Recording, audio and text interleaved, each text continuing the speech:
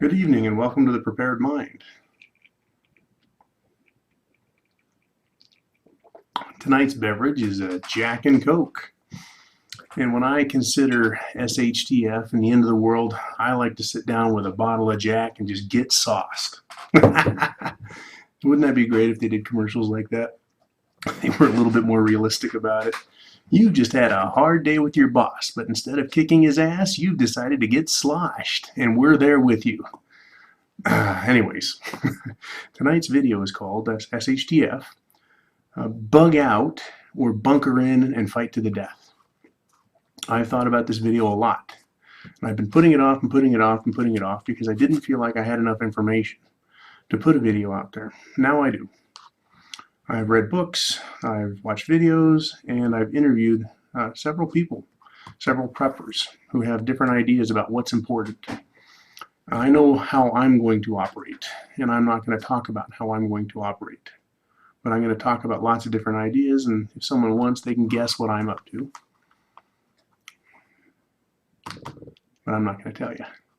All right, so the situation that I'm describing, and I'd like to know what you think is prudent and wise. Okay, but the situation I'm describing is about a month into SHTF. You've gotten comfortable with no power as much as you can. You've got your preps, you're all set up, and about a month in, you hear that a marauder group is coming. And they're coming down the street, right? They're coming towards you. And they don't move very fast. They just slowly go along, chewing up territory and taking their toll on people. So the question is do you bug out? Do you grab your bags, grab what you can carry and run for it, knowing that you may die if you stay and fight? Or do you bunker in even harder? Do you harden your house and fight them to the death? My first answer was fight to the death. My second answer was fuck that, I'm going to bug out, and then if they mess with my house, I'll snipe their asses. Do a little recon for a few days and follow them around and put the hurt on them. Okay, and I love to use the word sniper, but loosely, picking them off from a distance. I know that you real sniper guys out there take that really serious, and I've ran across a few of you guys out in the bush training, and it's a lonely, messed up life. And I actually knew a Marine Corps sniper who had several assassinations under his belt. Interesting character. Took a long time before we actually found out what he did during Vietnam. Anyways, that's a side note. Would I bug out or would I bunker in and fight to the death? I think there's a lot of merits to both. I'm going to go with the first one. It's a very popular idea, and that's to spread your cache of food, weapons, and supplies over 2, 3, or 4 areas, right? So that if you get chased from any one area, you've got supplies at the other areas. That's a great, fantastic idea, but I do have some problems with it. Say you've got 2 years worth of food, and you've divided it into 4 areas, and there are 5 miles between each area. When your 6 months is up, that means you've got to move your entire base of operations that 5 or 10 miles, however far away it is from one to the other. Okay, and if you're planning that far ahead and you're that well equipped and that well funded, odds are it's going to be a convault or a cabin or some sort of more comfortable facility than just living in a hole in the ground or in a tent. And so there are some good chances that other people are going to find your other 3 locations. So unless they're hidden very well or they're extremely remote, there's a chance you're going to lose those other 3 anyways. But in the scenario we're discussing, marauders are coming at you. It would be very easy to say, why stay and die when I know I've got 3 other locations that are not compromised, or I think they're not compromised. I've got 18 months behind me in supplies still. So why would I risk, these last 5 at this one place, at my primary place of safety? So that's my problem with that idea. It'd be great to be able to just pull bags and bug out and hit one of your other places. The drawbacks is someone may acquire them, or along the way you could get shot and have your stuff taken from you. Okay, we're only 1 month in. There's going to be plenty of marauders and plenty of desperate people who didn't prepare correctly. So you could be killed along the way.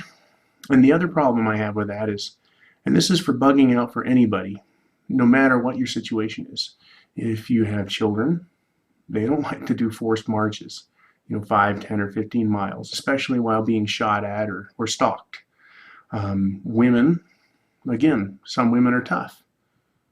I love to pick on women because there's a lot of soft women out there, and I appreciate them.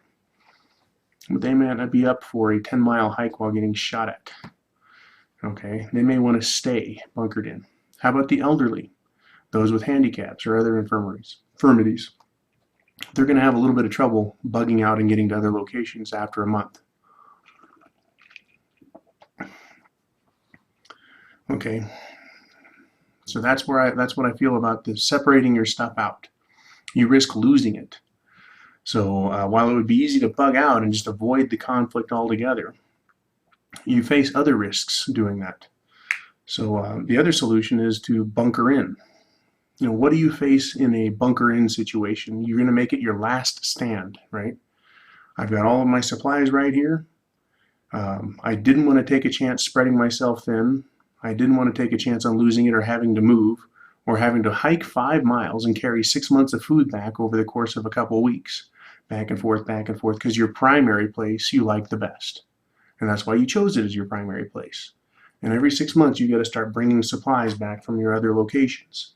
That's a lot of walking, a lot of hiking, and a lot of exposure to people you don't want to be exposed to. So that is why I look at spreading things thin as a bit risky. And you have to understand the work that it entails to do that, the planning, the work, the financing, and of course the risk of losing it. So what does it mean to stay in? If you don't want to spread yourself thin and play that game, your odds are bugging in, or your chances of, bunkering in. How do you do that? The marauders are coming. It's 1 month into SHTF, and they're coming for you. They're going to find your house. So who's going to be most likely to take this attempt, right? Someone with a small, well-trained group may say, fuck it, this is our last stand. Okay, how about the elderly? And again, people with handicaps or the inability to move and bug out. They're going to fight to the death. And a woman I talked to today said, she's lived in her house for a long time. She's secure there. She knows the area very well. And it's all she has. And protecting her family would be something that she would do to the death. She knows that if she tried leaving, she would be run down or taken captive, right? So why even risk that when she can risk something she's very familiar with and knows the terrain and has a better chance of defending than taking it to the hoof and trying to get someplace else? So I know there's a lot of varying opinions. Okay, if you've got a good fortified or hardened bunker location, right? Whether it's underground or you made your house out of concrete, whatever your case is, whether you insulate it with sandbags, 5 feet up the walls so that you can take a fair amount of fire without taking a lot of possible casualties. What is it the marauders are going to be doing?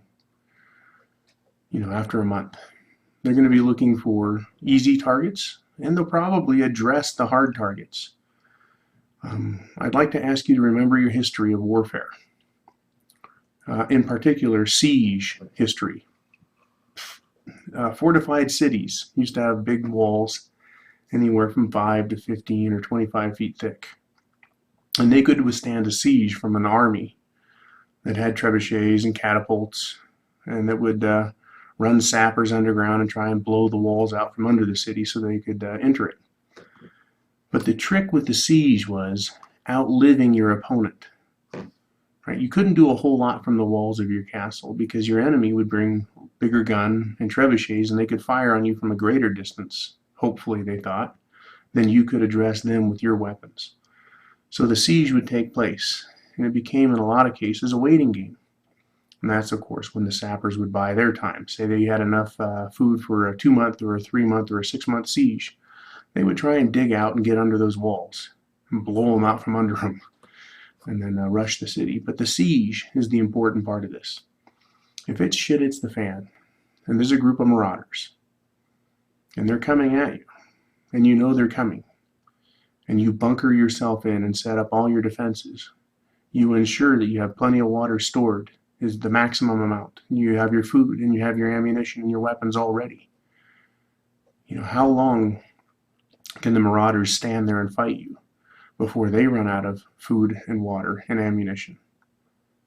That's what a siege is about. That's what bunkering in and fighting to the death is about. If they engage, you engage. They put their head up, you shoot at it. You know, I don't see bunkering in and fighting to the death as hopeless, the way some people have talked about as being hopeless. I see it as a very viable alternative to bugging out and taking those other risks. You can bunker in and outweight someone. You know, they may be out there where there may be water, and they may have some food, but they don't know how much food you have, how much water you have, and the closer they get, of course, your firepower, how much you show them, right? If they're 300-400 yards away, you may put a round across their bow and try and hit one every chance you get. When they get within 200 yards, you're going to start peppering them with a lot more ammo, letting them know that the closer they get, the more that hornet's going to sting. You know, and if you live in the city, you've got similar scenarios. So where I'm going with this is bug out for you or bunker in for you and fight to the death. That's going to have to be part of your plan. It's going to have to be part of your plan. I would like you, while you plan, to weigh all the pros and all the cons. You know, try and minimize the cons. Try and maximize the pros of what you do. You know, if you know that you're going to probably have to run, I think that in urban environments, there'll be a lot more bugging out because there'll be a lot more marauders. And perhaps in a rural environment, there might be more people that are inclined to bunker in. They know their property. They know it's, you know, hard to get to.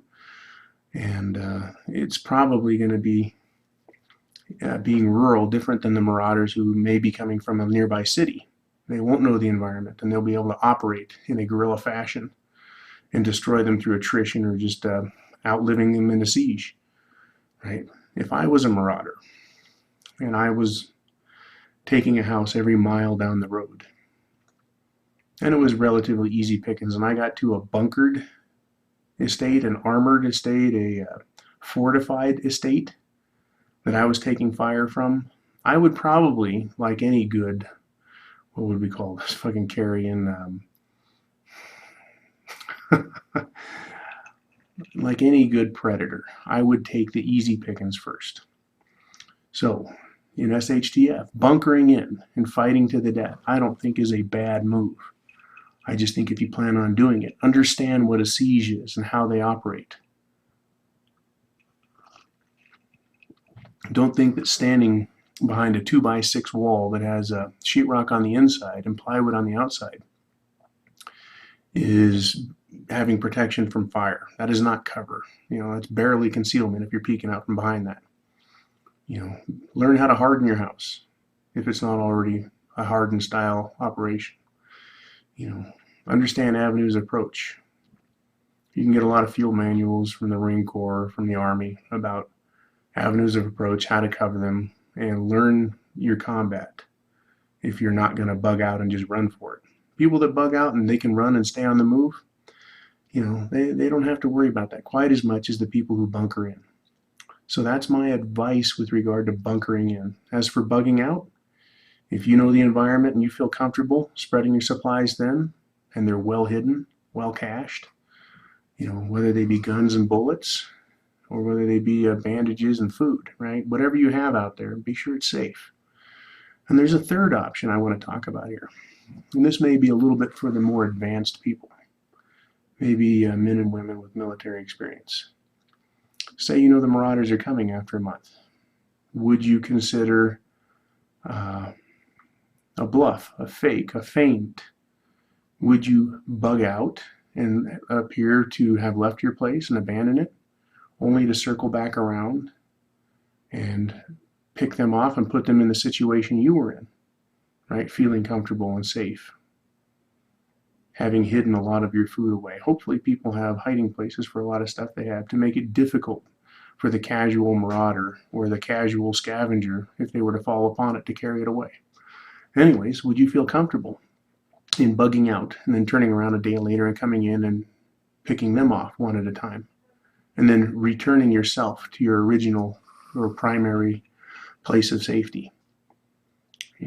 I've thought about all the scenarios. Which one's going to work best for me with the people I have? And it also depends on whether you're urban or rural or remote or suburban.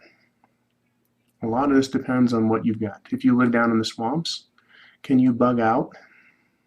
If you live up in the mountains, can you bug out? If you bunker in the swamp, are you going to be able to keep people from getting to you? Are they going to be able to approach you without you knowing it, right? So again, I think that knowing your environment and trying to think like a marauder or a bad guy is a safe and good bet, right? The better your plan, the better you'll be able to counter what's brought against you.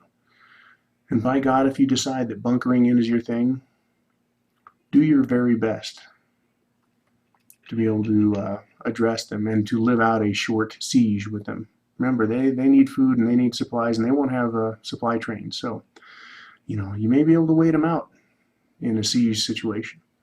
Anyways, I don't want to give any advice here, but I do want to raise the options, see if I can bring up some points to get you thinking. So let me know what you think. What is best, what is worst, where it works, where it doesn't, etc. This is The Prepared Mind, wishing you a good night.